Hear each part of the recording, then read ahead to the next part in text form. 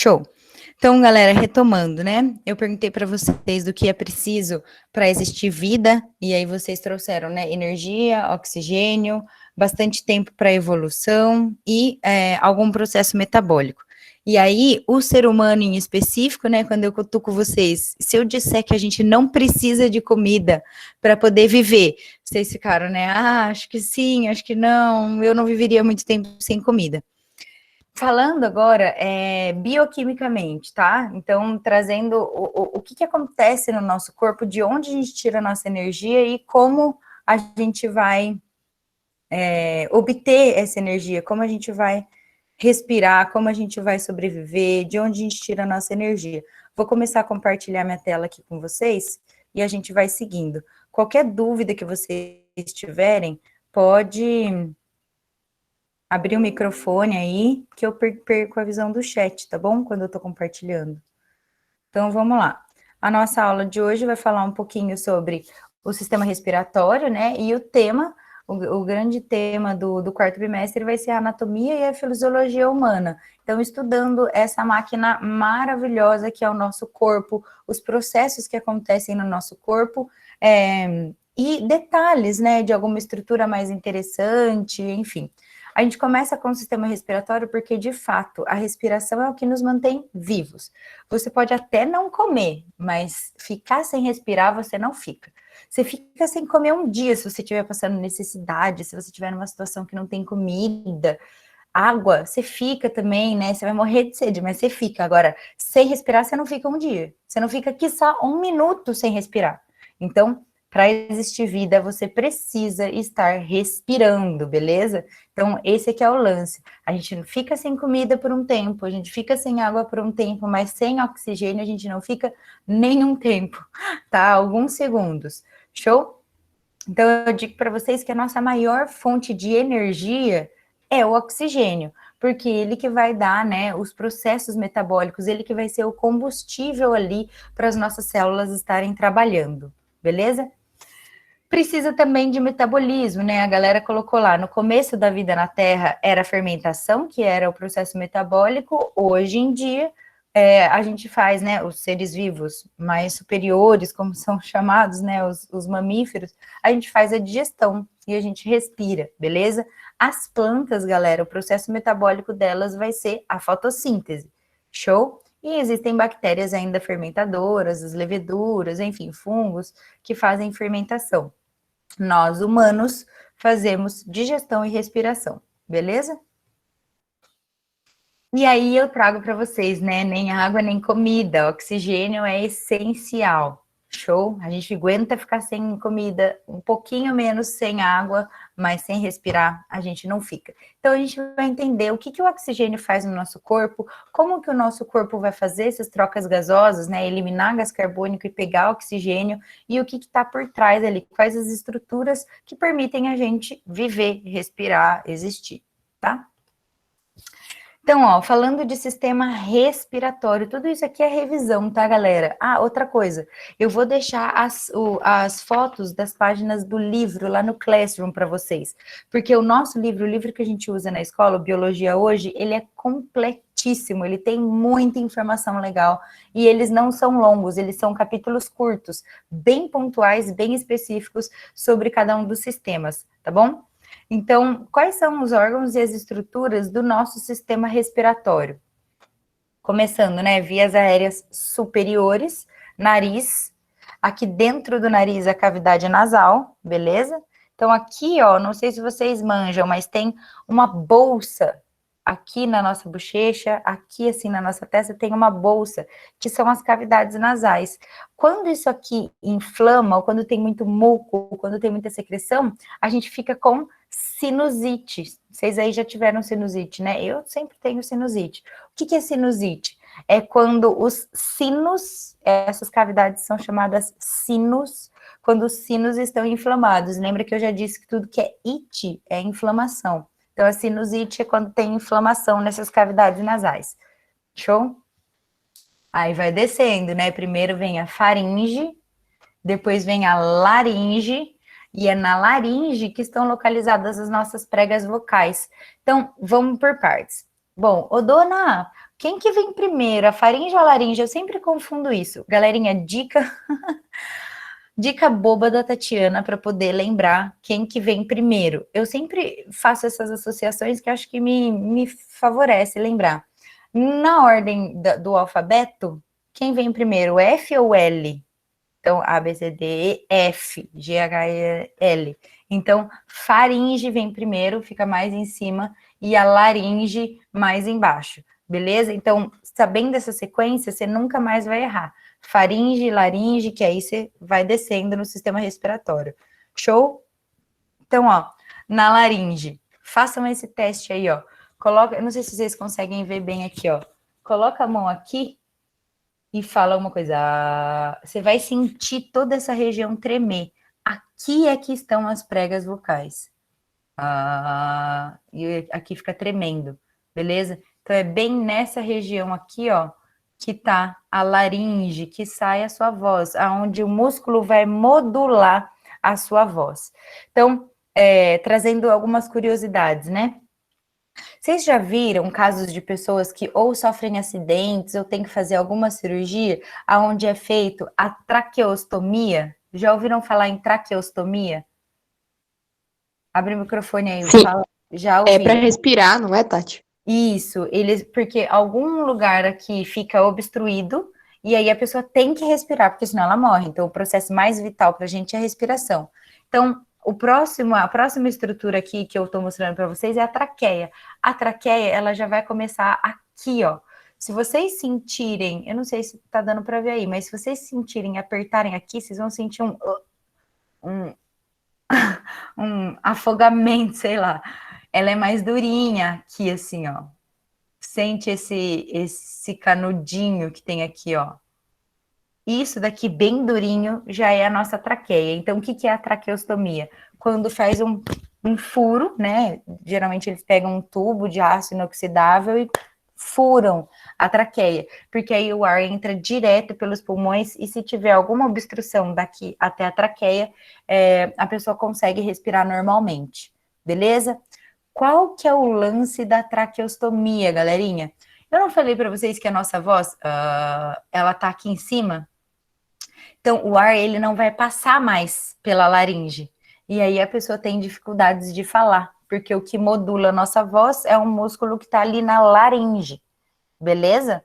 Então, depois, no livro tem detalhes sobre essas estruturas. Deixa eu ver se eu consigo mostrar aqui para vocês que legal que são as pregas vocais e a estrutura delas, ó. Não sei se vai dar para ver, pero... Aqui, ó. Isso daqui são as nossas pregas vocais. Na de cima ela tá aberta e na de baixo ela tá fechada. Essas páginas do livro eu vou colocar para vocês depois lá, tá? Então, a nossa voz ela é modulada por essas pregas vocais. Show? Então, logo depois da laringe vem a traqueia. A traqueia já tá aqui embaixo, essa parte mais durinha aqui da garganta. Depois vai descendo, tem os brônquios, que são dois, né? Divide, vai um brônquio para cada lado do pulmão, para cada pulmão, né? Os bronquíolos, que são bem fininhos, e os alvéolos. Aqui também eu consigo mostrar, ó. Bom. Então, aqui tem o brônquio, não sei se está dando para ver aqui. O brônquio, o bronquíolo e os alvéolos são essas bolinhas que vão fazer, né, a troca gasosa, beleza? Então, as estruturas do nosso sistema reprodutivo são essas, desde o nariz, cavidade nasal, faringe, laringe, traqueia, brônquios, que é o que faz dividir um para cada pulmão, os bronquíolos e os alvéolos, que são as menores estruturas para fazer a troca gasosa. A parede dos alvéolos, galerinha, é constituída de uma celulinha só, para facilitar essa troca gasosa, beleza? Então, nosso sistema respiratório ele é extremamente delicado, por isso que problemas no pulmão, problemas no sistema respiratório são muitas vezes fatais, porque a respiração é um mecanismo que a gente não vive sem, beleza? Então, ó, eu trago aqui uma curiosidade também, porque tudo no nosso corpo que gera atrito, né? teoricamente é dificultado, mas no nosso pulmão existe uma membrana chamada pleura. Eu tinha um professor que falava, eita pleura, para não falar um palavrão, ele falava, eita pleura. E a gente ficava, né, o que é pleura, o que é pleura? Até que um dia ele explicou o que era a tal da pleura. É uma membrana que separa o diafragma dos músculos intercostais. Onde estão seus músculos intercostais? Põe a mão aí nas suas costelas. Nas suas costelas vão ter músculos aí, show? E esses músculos é que fazem o seu pulmão, né, sua respiração acontecer, junto com o diafragma. Então, o diafragma vai estar dividindo aí a parte de cima do seu tórax do intestino, do estômago para baixo. Então, o diafragma está ali dividindo. E a pleura é essa membrana dupla que separa o diafragma desses músculos intercostais, permitindo um melhor movimento respiratório sem atrito. Galera, é muito louco a gente pensar que a respiração acontece sem a gente se dar conta, sem a gente ter consciência. Então, ele é um movimento involuntário. Você não controla, por mais que você faça, vou prender a respiração.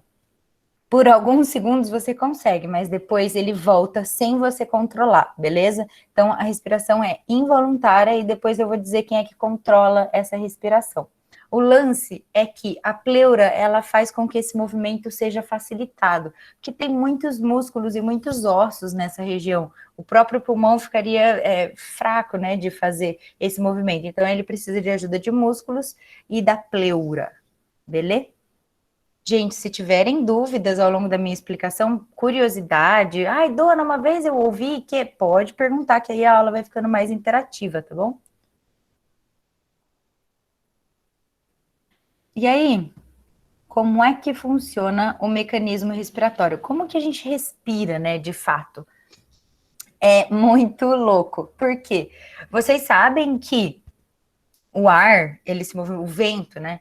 Vamos pegar num nível macro. O vento, ele se movimenta devido à pressão dos ambientes. Então, o ar, ele sempre vai do local de maior pressão para o de menor pressão.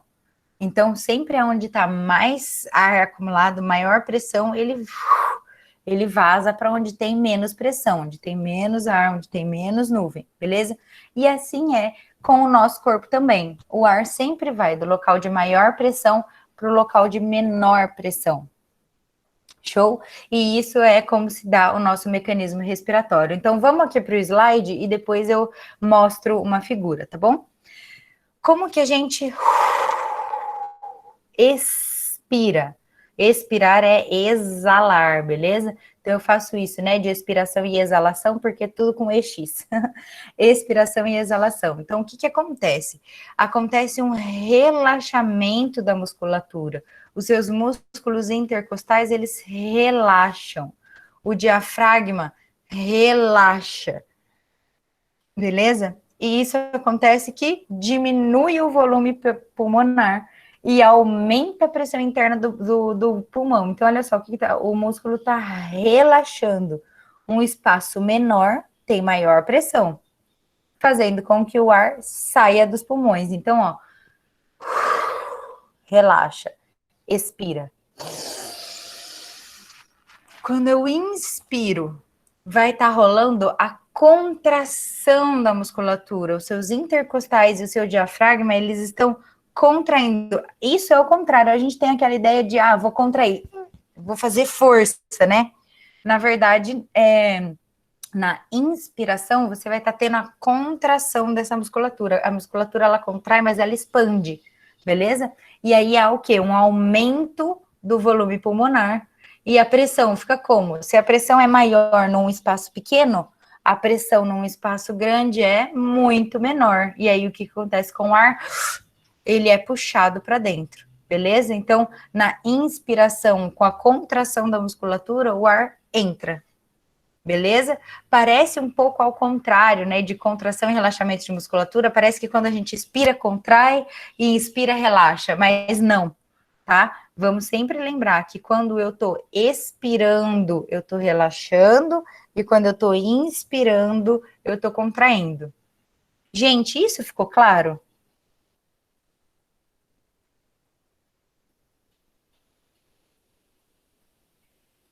Eu não vejo o chat. Abre o Acho que sim, microfone. Tati. Beleza.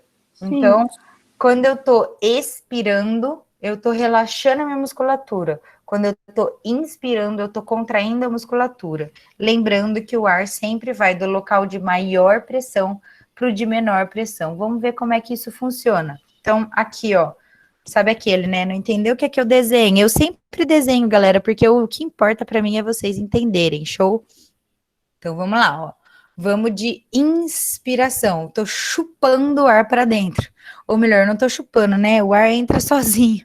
É isso que é o lance. Então vamos lá, ó. O diafragma se contrai e abaixa. Olha aqui, ó, o diafragma indo para baixo. Os músculos intercostais contraem-se e elevam as costelas, ó.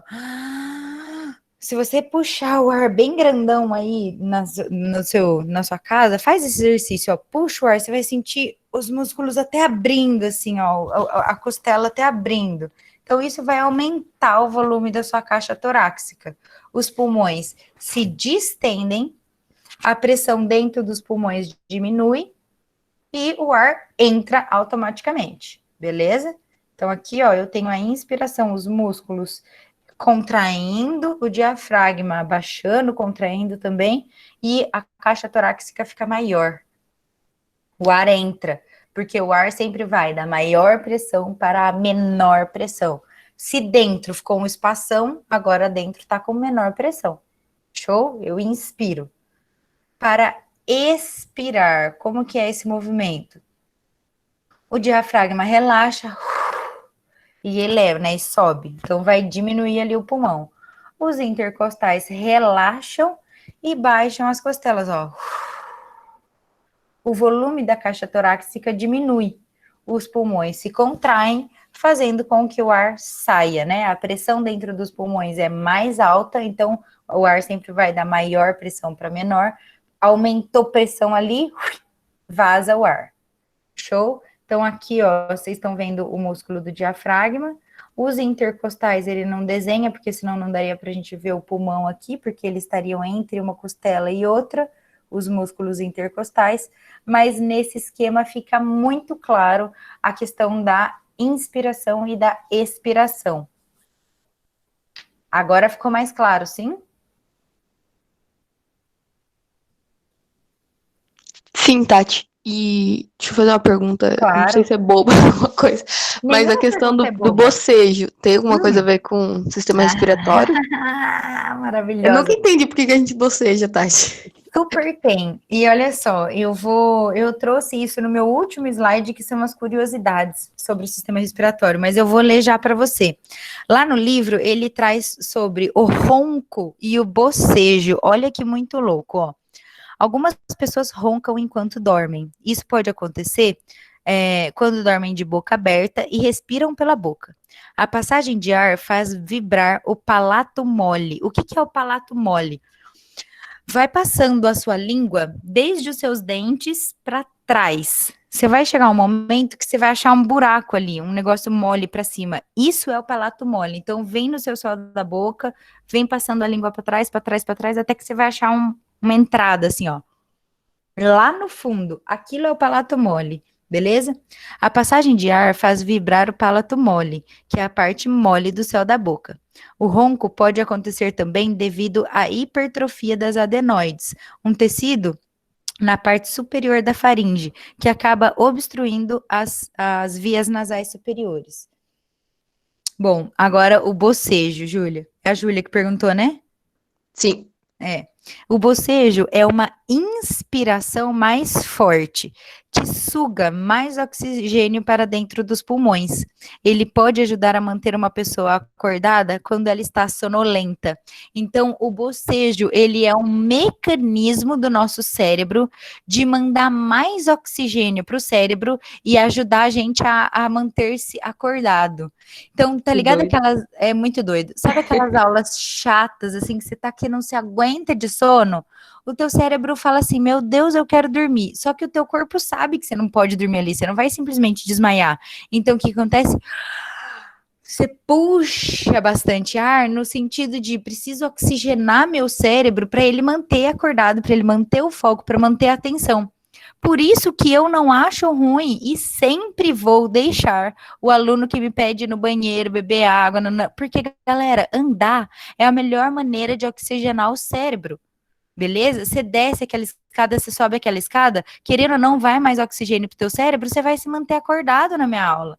Então, assim, bobo do professor que não deixa o aluno se mexer. Entende? É muita biologia no lance, gente.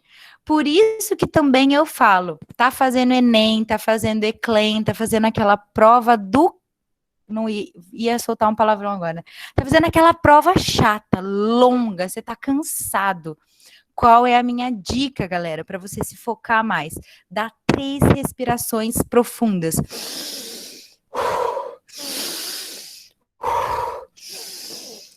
3, basta, ó. Seu cérebro já vai se oxigenar, você já vai ficar mais desperto, sua circulação já vai dar um up aí e você vai ter mais foco para terminar aquela prova, beleza? Eu falo isso todos os anos. Todos os anos a galera ri da minha cara. Nossa, dona, no meio da prova eu vou estar lá bem forte, porque eu falo para fazer uma respiração forte. Mas por que essa respiração forte? Porque quanto mais ar você inspira, mais vai ter troca gasosa ali, mais oxigenação vai para o seu cérebro. Mais alerta você fica. Beleza? Então, isso não é magia, isso é ciência, tá? Então, o bocejo é uma maneira de o seu cérebro manter-se acordado. Não deixa seu corpo bocejar, já seja esperto, né? Já inspira forte, já respira, já mantém o seu corpo oxigenado, que você vai se manter mais alerta, mais focado ali nos seus estudos, na prova, no que você estiver fazendo. Beleza? Pegou a ideia, Júlia?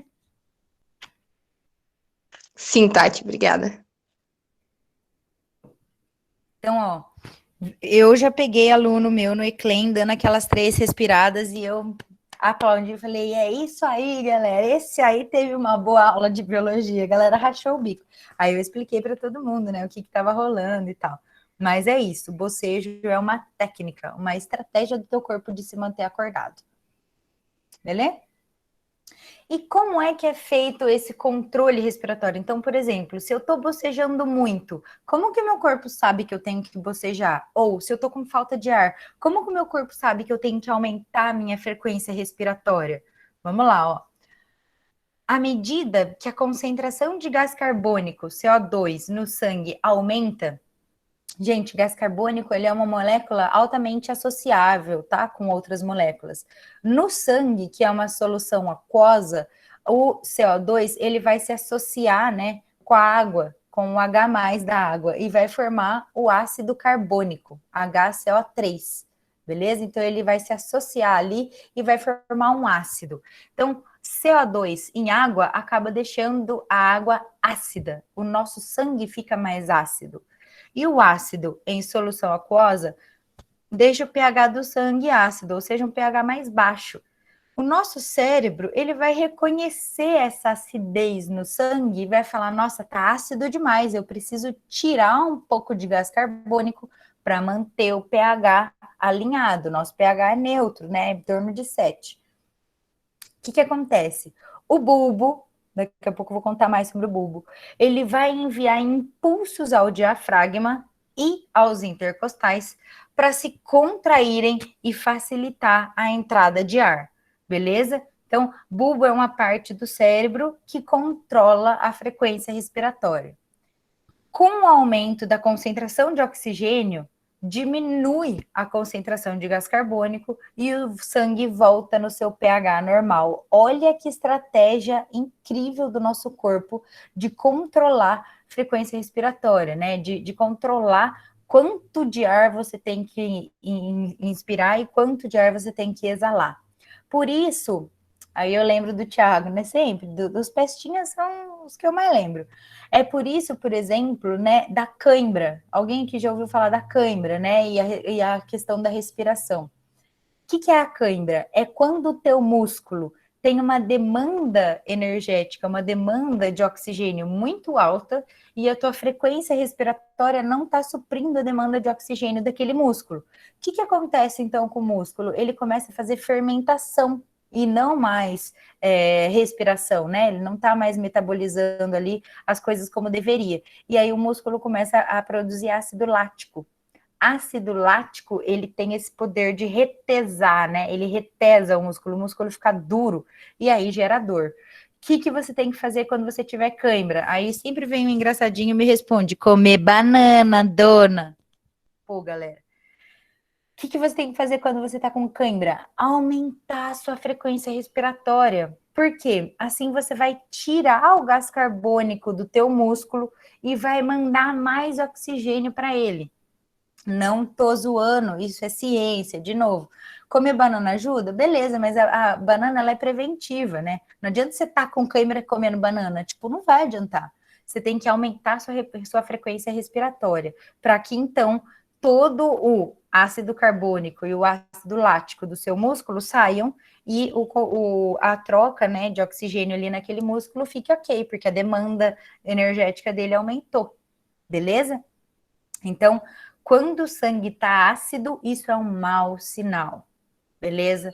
Mau sinal. O nosso corpo ele vai trabalhar para manter o pH do nosso sangue sempre 7, sempre neutro, beleza? Se você está se afogando, por isso que às vezes as pessoas desmaiam quando estão afogando. Por quê? Porque o gás carbônico não consegue sair do corpo.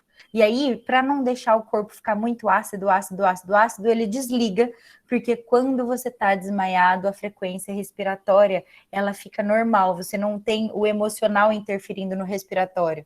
Geralmente o emocional a gente fica afobada, né? E aí não troca gás carbônico. Se eu respiro assim, não tô trocando gás carbônico, beleza? Eu preciso de uma respiração mais profunda para entrar o oxigênio e sair o gás carbônico, beleza? Então, os desmaios às vezes são por conta disso, para que a frequência respiratória fique harmônica e você não morra. Mas se você estiver embaixo d'água, você vai voltar a respirar quando você está desmaiado e aí você morre. Beleza? Beleza até aqui, gente? Sim? Não? Talvez? Quem é que são esses órgãos que controlam, né, a nossa respiração? Então, o controle respiratório ele é feito por duas áreas cerebrais, uma chamada bulbo e a outra chamada ponte. Então, eu trago para vocês a foto, né, de um corte histológico aqui, né, cortado no meio, cortar a cabeça da pessoa no meio e aonde é que está o bulbo, onde é que está a ponte. Então, ó, o telencéfalo é toda essa parte rosinha aqui, ó. Isso é o cérebro, tá? E o diencéfalo é onde está a nossa glândula pineal aqui dentro. Isso também faz parte do cérebro. Agora aqui no tronco encefálico, ó, que já estão nessas três cores, eu tenho mesencéfalo, meso é meio. Eu tenho a famosa ponte, que é uma dos órgãos que vai controlar a frequência respiratória, e eu tenho o bulbo, que já está aqui, né, na direção do pescoço, mais na base aqui do crânio, ó, tem o bulbo, beleza? E aqui atrás eu tenho o cerebelo. Galerinha, pancadas na nuca. Por isso que em acidentes, geralmente acidente de moto, né? Pancadas na nuca geralmente matam instantaneamente as pessoas. Por quê? Ó, vou passar o mouse aqui, ó. Aqui tá a nuca da pessoa. Olha que parte que vai ser diretamente afetada, ó. Não só o cerebelo aqui atrás, mas o cerebelo ainda está protegido pelo crânio, ó. Mas a ponte, o bulbo, né? Que é essa parte em azulzinho, ele tá mais vulnerável, ele já fica mais aqui na base do crânio. E se o bulbo é que controla a nossa respiração, se eu causo algum dano para essa região cerebral, adeus, babau, já era, passou dessa para melhor, vestiu o paletó de madeira, foi dar um abraço no capeta, enfim. Beleza? Então, ó, essa parte aqui da nuca, ela é muito sensível e muito importante, tá? Então, o bulbo e a ponte é que controlam a nossa respiração. O bulbo, ele controla a inspiração e a expiração. E a ponte controla a frequência e a profundidade da inspiração. Então, ó, o bulbo vai controlar entrada e saída de ar. Mas é a ponte que vai falar se essa respiração vai ser longa ou se essa respiração vai ser... Beleza? Então, os dois trabalham em conjunto. Show de bola? Como? Medindo, né, o pH sanguíneo vendo se esse pH está muito ácido, e se ele estiver muito ácido, ele vai aumentar a frequência respiratória para ter uma troca maior de gases, beleza? Show. E aí, o que que é essa troca de gases, né? A gente chama de hematose. Hematose é a troca gasosa, e ela é feita por difusão.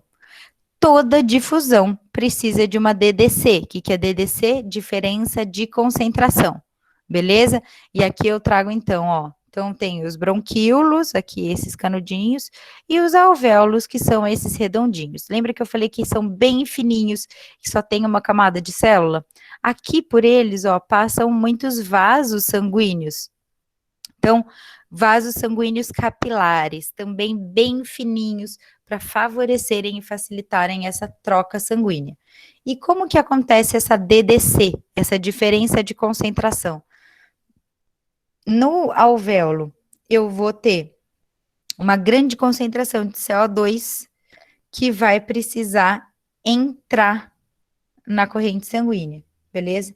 E uma grande concentração de O2, uma grande concentração de CO2 que vai precisar sair da corrente sanguínea. A gente elimina gás carbônico, vai precisar sair da corrente sanguínea.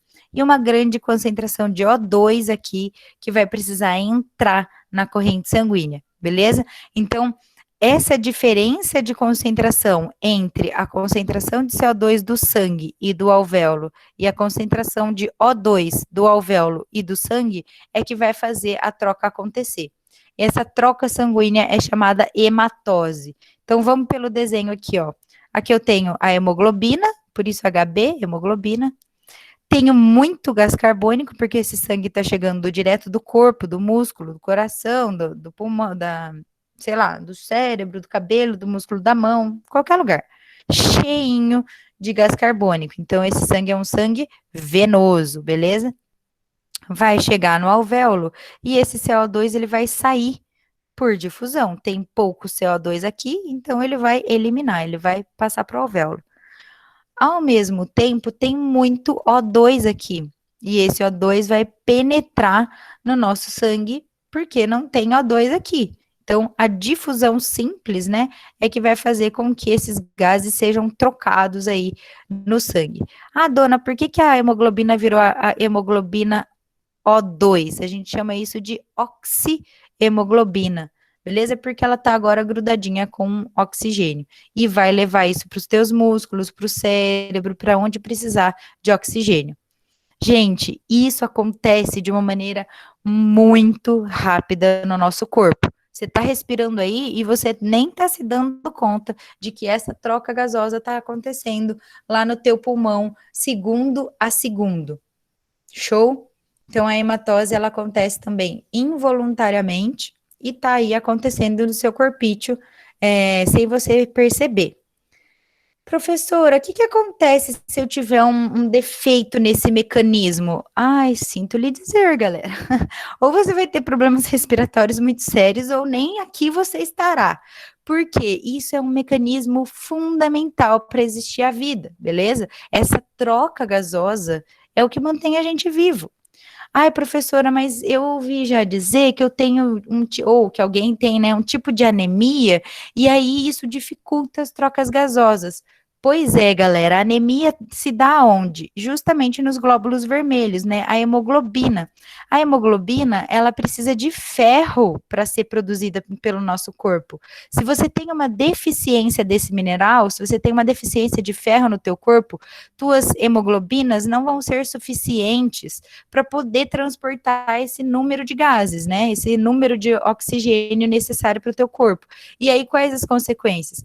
Uma moleza extrema, falta de ânimo, sono demasiado, então vai ficar com muito sono, falta de ar muitas vezes. Então, a hemoglobina é um personagem muito essencial, muito essencial aqui nas trocas gasosas, beleza? Existe um tipo de anemia que é a anemia falciforme. Já ouviram falar sobre a anemia falciforme? Se vocês não. Vai, pode falar. Não, eu ia falar que sim, Tati. A Anemia falciforme, a hemoglobina, ela não vai ser redondinha assim como tá no desenho. Ela vai ter formato de foice, ela vai ser assim, entortada, tipo assim. E aí, quando ela tá mais tortinha, ela não tem tanta capacidade de transporte de oxigênio e de gás carbônico como uma hemoglobina normal. E aí, essa pessoa vai ter alguns problemas de saúde, né? Vai ter uma anemia crônica, que a gente chama. Tipo, ela já nasce com problemas na troca gasosa, beleza? Então, a pessoa vai ter alguns problemas aí nessa troca gasosa de respiração e outras, e algumas outras problemas em decorrência disso. Alguém queria perguntar alguma coisa? Tati, posso Opa, perguntar? claro. Essa anemia geralmente é o que ocorre na gestação ou não tem nada a ver? Não, a anemia gestacional, ela é em decorrência da alimentação da mãe e das necessidades energéticas do feto. Então, muito possivelmente, a mãe não está se nutrindo do ferro, né, da quantidade de ferro Aham. necessária para produzir as células sanguíneas, para produzir o feto. A Sim, anemia sim. falciforme, geralmente, a pessoa já nasce com ela, é um problema genético mesmo. A Ah, pessoa já nasce com as hemoglobinas com outro formato. entendi. Beleza? Tá bom, obrigada. Imagina. Tudo certo aqui, galera? Tudo bem? Eu vou deixar essa apresentação lá no Classroom para vocês, tá? Para vocês seguirem, estudarem de novo, tirarem algumas dúvidas. E aí, eu trago para vocês como curiosidade, né, alguns problemas do sistema respiratório, que são as doenças mais comuns que afligem aí a humanidade. Então, a sinusite, que a gente já comentou, que é a inflamação nos sinos, né, nas bolsas aqui da cavidade nasal.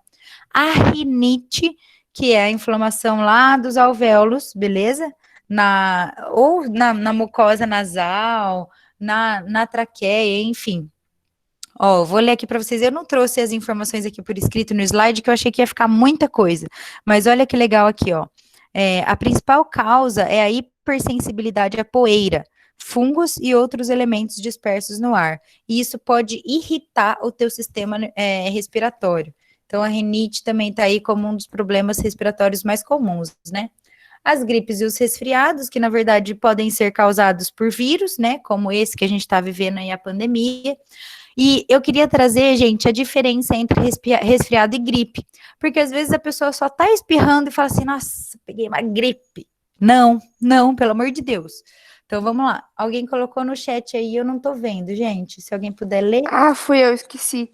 Eu foi tava nada. falando que eu posso afirmar que a rinite é a pior de todas, é horrível. Todo mundo que tem rinite diz que é uma situação muito chata mesmo, Eu não sei se Mirella. você já viu, teve vezes na escola já que, tipo, começa a chorar, meu nariz começa a coisar, é horrível. Sim, sim. É isso mesmo, é bem desconfortável, porque é inflamação em toda a mucosa aqui do sistema respiratório, e dá uma sensação de tipo, ai, quero Sim, tirar o sim. nariz fora. Aham. É assim mesmo. Gente, diferença entre resfriado e gripe. Resfriado é quando o teu corpo enfrenta uma diferença de temperatura e ele tenta se reequilibrar. Isso pode gerar sintomas como nariz escorrendo, um pigarro, né? Um muco bastante aqui assim, e um mal-estar no corpo, uma dor no corpo, aquela coisa ruim no corpo. A gripe só é gripe se você tiver febre, beleza? A febre é um mecanismo de defesa do nosso corpo dizendo que alguma coisa está errada. Febre você geralmente vai ter quando um patógeno entra no seu corpo, ou seja, quando você tem a infecção de um vírus, de uma bactéria ou de alguma outra coisa que vai aumentar a temperatura do teu corpo, como se o teu corpo quisesse expurgar, tirar fora esse invasor, tá? Então, gripe tem febre, resfriado não tem febre, tá? Ambos escorrem o nariz, ambos dão uma dorzinha de garganta, o corpo fica ruim, mas na gripe você vai ter febre, beleza? Aí, alguém gostaria de perguntar? Não. A laringite, né? Então lembra, faringe, laringe. A laringite, ela é aquela dor de garganta bem profunda, que dá bem aqui embaixo, que é aquelas dor de garganta que você não consegue nem engolir comida, nem engolir saliva, nem engolir água, você não consegue. É esse tipo de dor de garganta que é a laringite, aquela que praticamente fecha a tua garganta e você, para engolir saliva, você já chora de dor, beleza? Tem que tomar antibiótico, anti-inflamatório, porque é uma região bastante complicada aqui, beleza? Então, sempre com it é inflamação. Show? Em qualquer lugar do teu corpo. Se tiver sinusite, rinite, laringite, gastrite, bursite, tudo vai ser inflamação, beleza? E o efizema pulmonar. O que é um efizema pulmonar? Gente, eu vou mostrar a foto que o livro traz, porque é chocante. O que é um efizema pulmonar? É quando o teu pulmão ele está necrosado ou com problemas para poder funcionar. E aqui ele traz uma imagem real, ó. Esse daqui é um pulmão saudável, esse daqui é um pulmão com efizema. Eu vou colocar mais perto para vocês verem, ó. Não sei se a luz vai ajudar. Ai. A cor de um e de outro, ó. Então, um pulmão com enfisema pulmonar. Ai, agora a luz não para. Ai. Um pulmão com enfisema pulmonar, ele fica preto, ele fica prejudicado, ele fica com a sua mobilidade prejudicada. E um pulmão normal, ele vai estar aí normal. Enfisema pulmonar geralmente é uma doença bastante triste, que a pessoa fica com muita falta de ar, devido, né, à falta da troca gasosa, que não vai acontecer ali. Gente, dúvidas, questionamentos, crises existenciais, perguntas.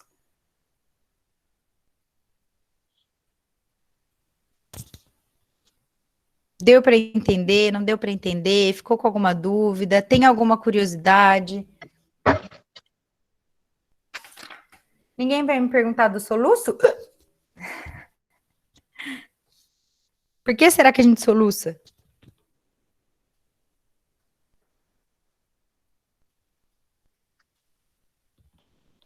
E ninguém sabe por que a gente soluça.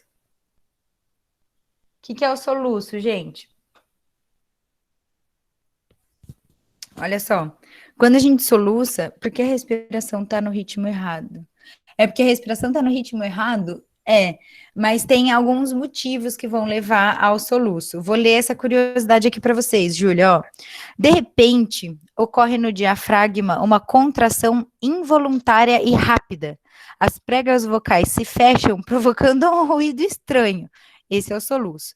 O soluço ocorre quando certos nervos fazem o diafragma se contrair de forma involuntária e a glote se fecha. A glote é a nossa... Quando a gente engole, tem uma válvula ali, beleza? Essa válvula é a glote. E a glote se fecha. Esse fenômeno pode resultar de uma irritação desses nervos. Costuma passar logo e pode aparecer depois que se come ou que se bebe muito, ou depois que se ingere álcool. Mas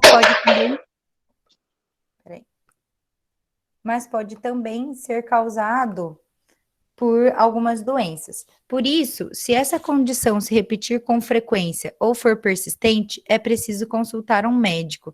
Galera, a melhor forma de parar com o soluço não é prendendo a respiração. Eu já vi muita gente, né? Prende a respiração, ou dá um susto na pessoa. A melhor forma de parar com o soluço é correr, beleza? Por quê? Se o teu diafragma está numa frequência errada, quando você corre e todo o teu corpo precisa de uma concentração de oxigênio maior, o teu cérebro imediatamente fala, diafragma funciona direito porque o corpo inteiro está precisando de oxigênio. E aí, uma corridinha assim rápida, o seu sistema respiratório, né, o bulbo e a ponte já voltam a controlar o diafragma e a sua respiração volta ao normal. É sem falha. Mas aí a galera vai falar, pô, dona, às vezes eu tô numa situação que não dá para correr. Pois é. Então, aí outras técnicas vocês podem usar, mas o que é sem falha é correr. Você dá uma corridinha e o teu diafragma volta na frequência respiratória que ela deveria.